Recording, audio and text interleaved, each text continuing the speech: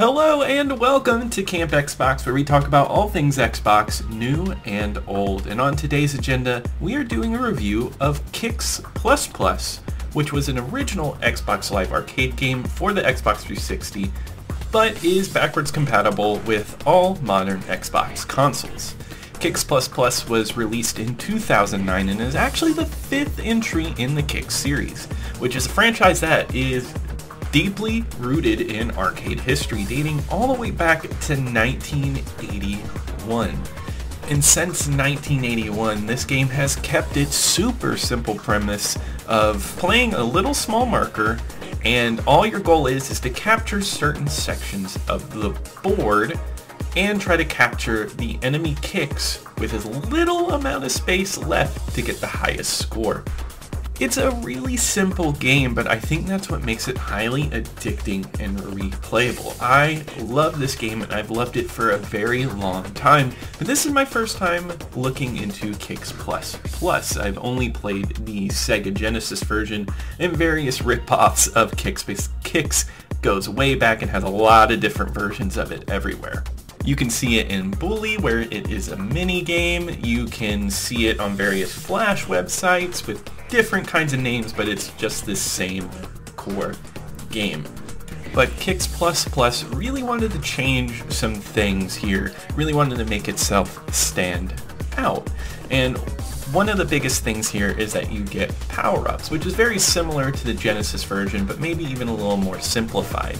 Here you can level up things like speed or your shield so you can take more hits from the enemies, and as you get further along in the arcade game, the stronger you are and the more space you're able to take up.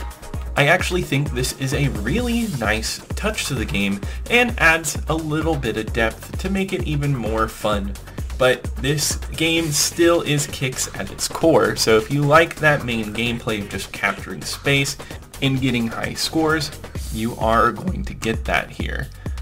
But one of the things that I think is a huge negative on Kicks is its $10 price point. And you might say $10 for a really fun game, that's not bad. And honestly, it really isn't. But Kicks is lacking in so much content that it honestly ruins the game. You'd expect more from an Xbox Live Arcade title in 2009. This game only comes with 16 different stages, and playing all of it and beating it will take less than 30 minutes. And it's only one style of play, the classic Kicks capture the zone and get as little space as you can for a high score. It's really sad because in my head I can think of different things you could do. You could do a time attack mode, you could do an endless run mode, but no, it's all just 2 sections of 8 stages, and when you beat that stage you get a high score, and it's just you attempting to beat that high score in 8 stages. It's a fun experience and it honestly is a good time. I played a good amount of this game, but I just wanted more. I felt like at a certain point when I was playing these 8 stages, like, hey, I could do more. I could do something a little more interesting. In the arcade, it's a little different, right?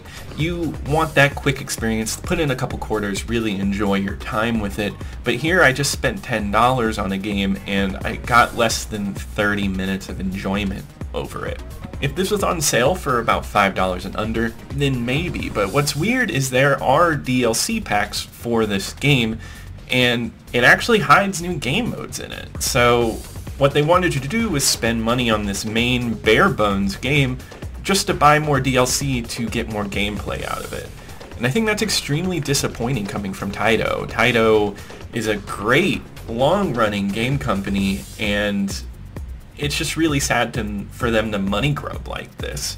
And I hate being so negative because I think Kicks is great and I want more people to go out and play it. If this game goes on sale, I would say pick it up, but not at full price. It's just not worth it.